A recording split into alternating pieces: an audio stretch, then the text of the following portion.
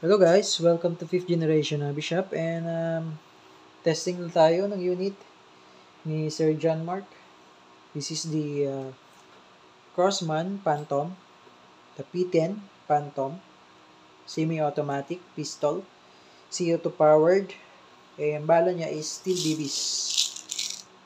BBs 4.5mm. So ito yung mga kasama, manual, then meron siyang 5 pirasong target.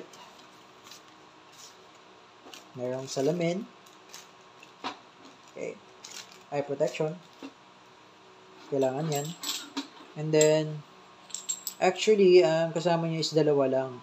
Pero dinagdagan ko na po siya ng 3 para maging 5 yung kasama na CO2. So, bali 5 CO2, 12G. This is 12G na non-threaded.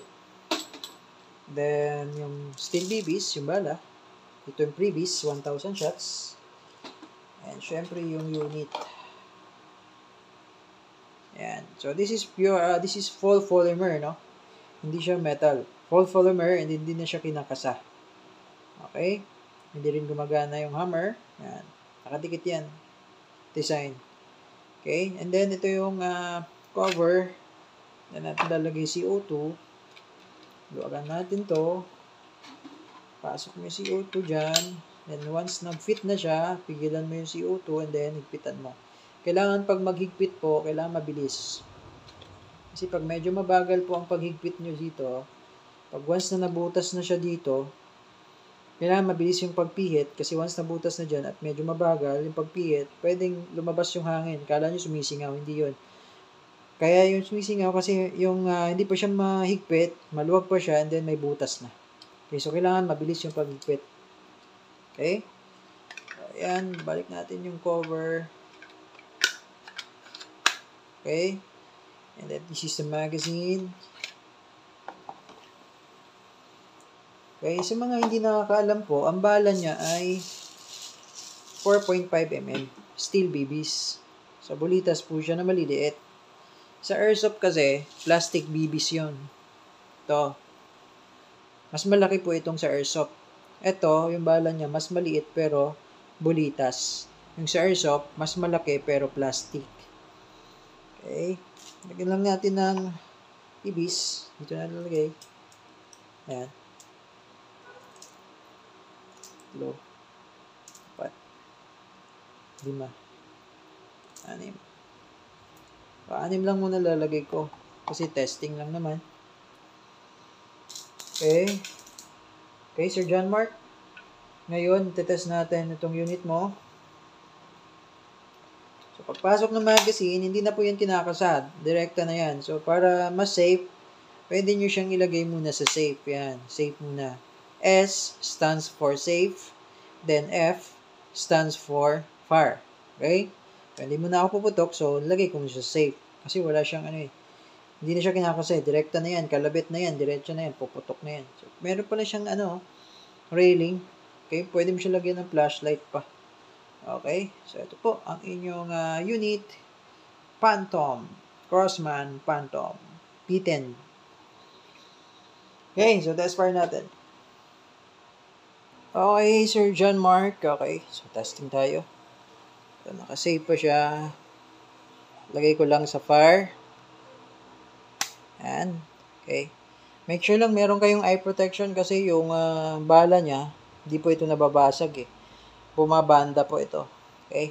Lalo na itong area, pagka tumama yan sa matigas na bagay, pwedeng bumalik, pwedeng makatama. Okay. So, yan. Always pag hindi po kayo ready pumutok, always nakalabas yung inyong trigger finger. Huwag muna agad lagay sa trigger.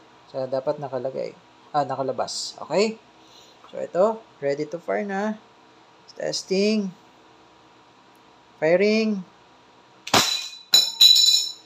Lakas niya talaga. Okay? So, kahit na polymer lang siya. No? Kaya magaan siya. Kahit na polymer lang siya. Pero, napakalakas. Okay, firing.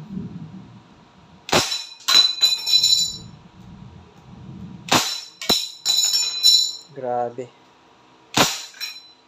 Lakas oh. Tignan natin kung kung yung pader ay mabubutas niya. Kasi yung previous ko na video, nabutas niya eh. Ayan, tingnan natin ha. Yun oh. Ayun oh. Yun oh. Nabutas nga rin. So, ano natin? Lapitan natin. So, ito yun. Ito yung tinamaan.